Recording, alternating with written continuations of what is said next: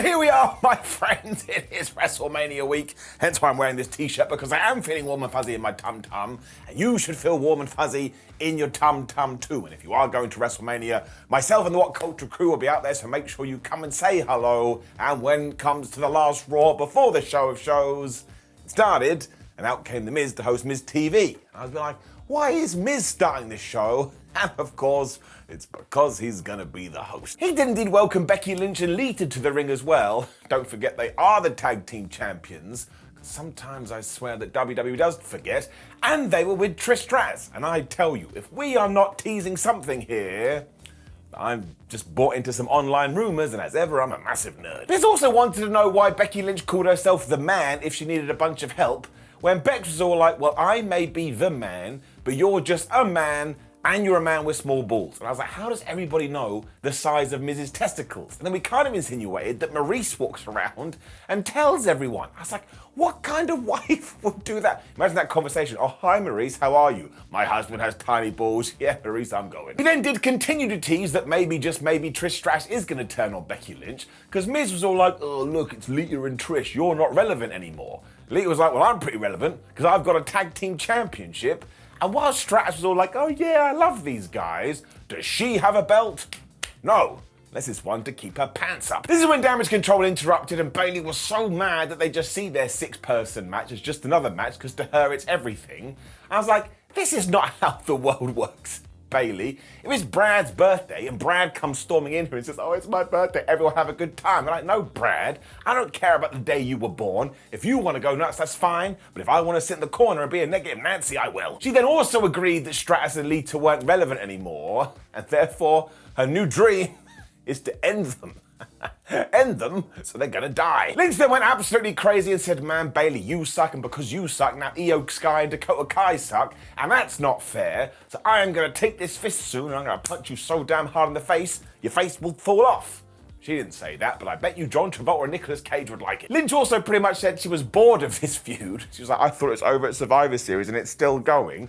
And it should be over at WrestleMania, but there is something we are missing here. Also, this basically served to set up Becky Lynch versus Io Sky, but it was all right, and it could be one of those things that in hindsight you go, ha ha ha, like Santa Claus when you realize what they were doing, give it a nub. And then we did get this match. Really, it could be an entire program. The real shock was, despite everybody staying at ringside, so I was like, well, we're definitely gonna get some shenanigans here, we didn't.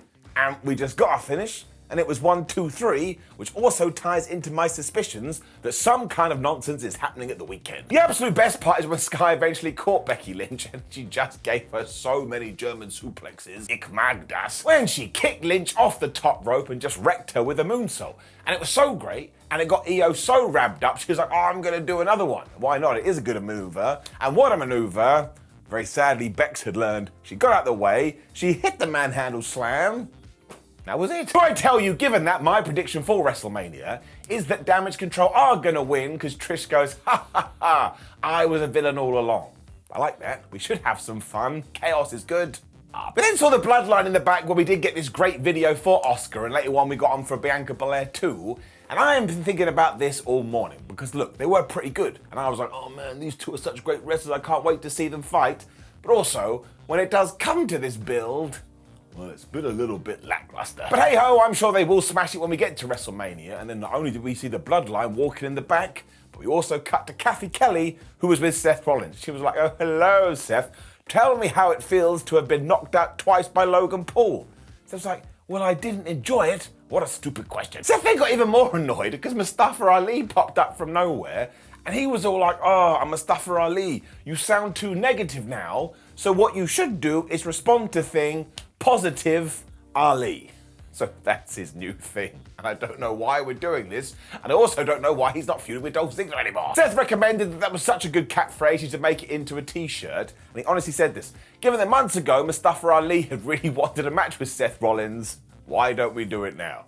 So we did it now, and surprise, surprise, Mustafa Ali not only got basically ruined here, but it only lasted 2 minutes. So seriously, you have to watch it for the amount of stomps Seth Rollins did, including this one in the corner where poor Ali's head just went straight into the floor. I was like, oh man.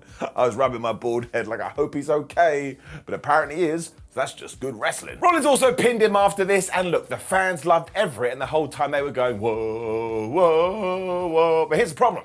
I like Mustafa Ali a lot, and I actually think we could come up with a good program for him. We just don't. His new character is kind of whack, and I love being a positive Pete. Down. Rollins did cut a really good promo after this though, because he was like, look, if I lose to Logan Paul after everything he's already done to me, he's not going to be the joke, I'm going to be the joke. So he took the stakes here and he increased them. Given that it is going down on April 1st too, which is Logan's birthday, the crowd won't be singing happy birthday to you, but they will be singing whoa. Whoa. And I love this stuff in wrestling. It's so stupid. What a sentence to say. However, Seth does have these people wrapped around his finger. And he's very good at what he does. Baron Corbin was then back on Raw. He wasn't happy. Because he was upset with Adam Pearce, because even though he's out there doing all the promotional work for WrestleMania, he doesn't have a match. Now, Adam actually seemed quite sympathetic to this.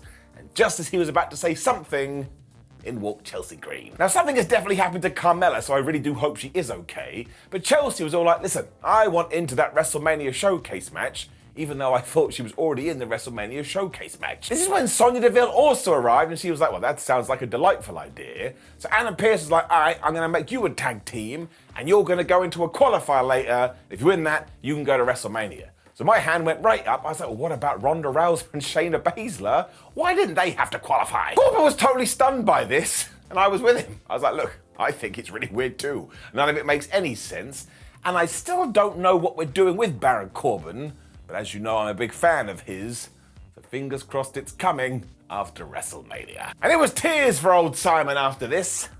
Real tears. Because we were having a weigh-in featuring Brock Lesnar and Omos for a match where there's no weight limit. So we literally did this just so we could hear numbers and go, oh my gosh, there's so much weight. And it worked. Sports entertainment. MVP was here too, and he chatted about the fact that when it comes to WrestleMania, Brock has beaten everybody, including Roman Reigns, including Goldberg, and of course defeating the Undertaker streak. And what I liked about this is that it's almost been 10 years, and as soon as Umvuk did say this, what did the crowd do? Boo. They're still so mad. I almost then got on the scales and he was 410 pounds. And I did go, oh man, he's 410 pounds. Which goes to show what kind of geek I am. When, of course, Brock Lesnar came to the ring and he decided he didn't want anybody to know how much he weighed. And he started to beat up Omos when he picked up the scales. And I think he was going to hit him. As much as he tried, though, he couldn't knock this man down. Lesnar was sent to the outside. When he had another crisis of confidence, he was like, oh, I don't know what to do. You're like 7'10", and I'm not. That is the story here. It's Goliath versus Goliath, but the smaller Goliath is now feeling like David because it has become David versus Goliath, but David versus Goliath if like you went absolutely crazy with it. And I don't mind us doing this match. People are still moaning about it. There's a ton of fights over WrestleMania weekend. Give me one that is utter nonsense. To the point, I'm giving it up. Also, good for Omas, right? Good for Omas. Imagine that, ring, ring. Oh, it's Omas here. Doesn't talk like that. You're going to have a match with Brock Lesnar at WrestleMania. You'll be over the moon. That makes me feel warm and fuzzy in my tum-tum. Go kick his ass. When it was time for Rhea Ripley after this, you can just feel her star starting to grow. We also got a Charlotte Flair hype video after this, and when Byron Saxton was with the Nightmare, he was like, well, what did you think of that? Rhea Ripley's like, well, I don't really care. Because while she does understand that the Queen does have a great legacy in wrestling, she doesn't need to hear about it every single week.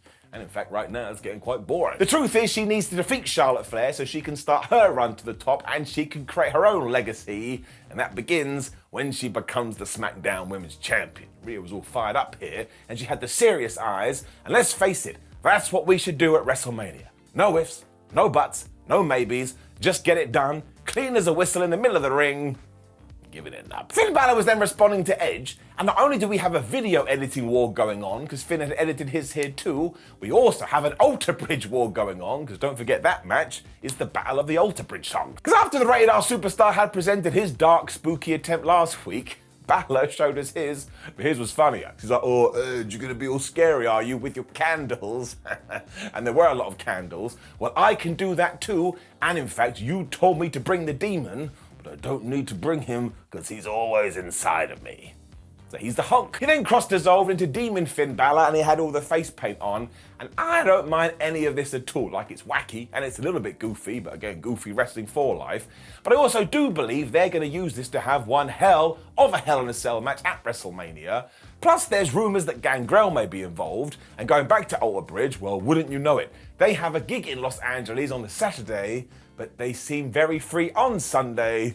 Maybe we're gonna get a live performance. So this is a potential show stealer as far as I'm concerned, and of course it will end this feud, which definitely does need to end up. We're starting to build our WrestleMania men's showcase after this, and no, I didn't forget what happened on SmackDown. So as soon as I saw the Street Profits, I was all like, boo. And I saw Braun, Raw, Strowman, and Ricochet, and I was all like, boo, Earns. That's just what you get. The Alpha Academy and the Viking Raiders were also involved. So this was essentially the WrestleMania match, but all we'd done here was taken the heel tag teams and put them in a pairing or foursome and done the same with the good guys. But actually, everybody in it is so damn good, this was really fun. And who had Braun and Ricochet being such a damn good pairing? They kick ass. Dawkins also got the hot tag here to remind you once again, no, he's not the weak link of the team and you can push both of them if you do decide to separate them. And the finish to this. Because not only did Ricochet jump off Strowman's shoulders to do a senton, which is not a normal thing, but Montez Ford was then on the top rope, and he did the most delicious frog splash you'd ever seen when he went over Strowman's head and kind of moved in midair. I mean, that doesn't make any sense. 2 + 2 = potato. He then pinned Eric to get the 1, 2, 3, and yes, in the back, Maxine Dupree was watching Otis for the Maximum Male Models. So we took everything I liked here and we smudged it into one. Who doesn't like a good smudging? What? As did Cody Rhodes. I mean, this guy's on fire. Not literally. Because he was bigging up his match with Sikoa in the main event this evening, and he gets it. Not only is his WrestleMania match on the line, he could get hurt here, so he could potentially be damaged goods. He doesn't want there to be any excuses though, and he's also going to prove that Solo isn't ready, because let's not forget Sikoa may be undefeated, but the American Nightmare knows all about not being ready. He's gonna show him. I liked all of this though, and when Cody Rhodes does get all like, oh man, I'm gonna get so angry right now, you just believe in him. And again, I still don't know who's gonna win that match, because if it was originally meant to be The Rock versus Roman Reigns, I don't think The Rock was walking away with any gold. So flub me sideways, I'm intrigued. We then got this kind of weird segment with Austin Theory, but I did enjoy it because it was different, and you should always do different. But he was cutting a promo before the show in an empty arena to prove to John Cena, I don't care about the fans, you may like the fans, but I don't like the fans, and I only do this for myself. Now, the only problem I had with this is that it gave me some kind of horrible flashbacks, because it felt like a pandemic promo, and I never want to go back to that again. However, given how much people do look up to Cena, Austin is going to end that at WrestleMania, and when all is said and done, they won't care about Big Match John anymore, because they will only be enamored with Austin, who will become the thing they now believe in. So he's being Santa Claus once more, and he was all like, you will believe in the theory. He didn't say that, but he should have said that. I said that. Why aren't I allowed a microphone? Now, do not get me wrong, Austin totally needs to smash this and needs to come out the other side smelling of roses. But once again, why not put him in the position and see if he's ready to fly? I tell you what is getting a bit concerning, his beard. I mean, I can't grow a beard, so who am I to talk? But it just looks a little bit odd. I'm sure I'll get used to it eventually. We then got to confirm that Stacy Keibler is also going into the Hall of Fame this year, which I thought was very nice. When we did get this weird women's showcase qualifier match. I don't know. Because it was Chelsea Green and Sonya Deville taking on Candice LeRae and Mia Yim. I was like, wait a minute, didn't these two already try to get into this thing and they failed? Why are they getting another shot? It was also done in 3 minutes because Chelsea distracted the referee, so Sonya just punched Mi Chin right in the face when Green was able to hit the unprettier 1, 2, 3. And I don't want to be that guy, I don't want to be horrible, but I don't think this got anybody pumped for anything. I'm gonna give it a down. However, when it comes to characters, I think Chelsea Green is brilliant, and I think Sonya Deville is brilliant, so while this has happened by happenstance, maybe we could do something with it and call an audible. I'm just happy they are going to WrestleMania. They're good. Given that Roman Reigns wasn't on this week's episode of Raw, you just knew we were gonna have to do something with the bloodline. So here came Paul Heyman. He went in hard on the whole Solo Sikoa not being ready thing, saying he is ready, he is the enforcer, and he is going to do such a job on Cody Rhodes that when he does go into WrestleMania, that's right, he's not going to be 100%. Head of the table doesn't mind doing this too, because Roman Reigns is always ready to do whatever he has to, hence why he's no longer the big dog, and he is the tribal chief. And there was a lot of nicknames here. We then played off this whole he's not ready thing by Heyman saying it's Cody who's not ready. Because look, he wasn't ready to step into his dad's shoes, and he sure as hell isn't ready to be WWE champion. So we had the gun here, shots fired. Therefore, the only thing the American Nightmare is ready for is to lose to Roman. Even though you could see that coming a mile away, Stevie Wonder could see it. It was like, that's a good line. He also said there is another thing that Cody should be ready for, and that's to disappoint the fans and acknowledge Roman Reigns. Once again, I was like, I don't know who's going to win here. Not that it really matters, that's the whole point. It's like going on a roller coaster. Which way is next? But you know the deal with poor Heyman. He always delivers. And then Dominic Mysterio walked out and actually said, give me Dominic Mysterio forever.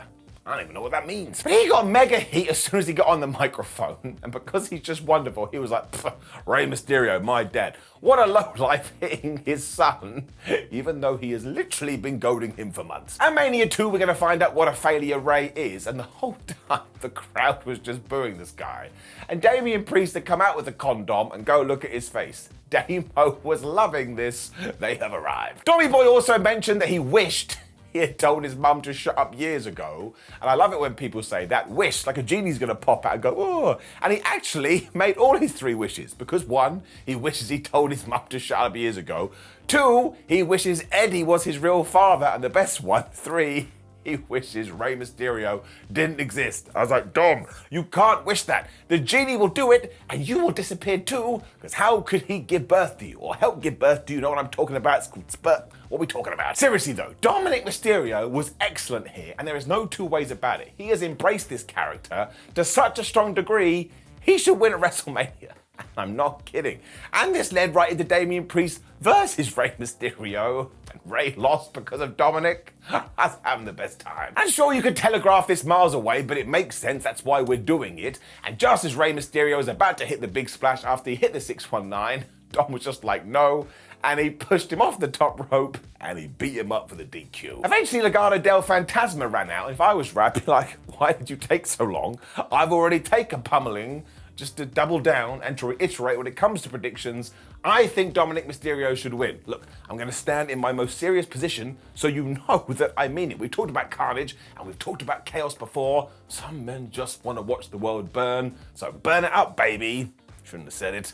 They got reminded it's the Andre the Giant Memorial Battle Royal on this week's SmackDown when Luke Gallows and Carl Anderson were just back on Raw. And they were chatting to Johnny Gargano, because I guess all these guys are going to be in it.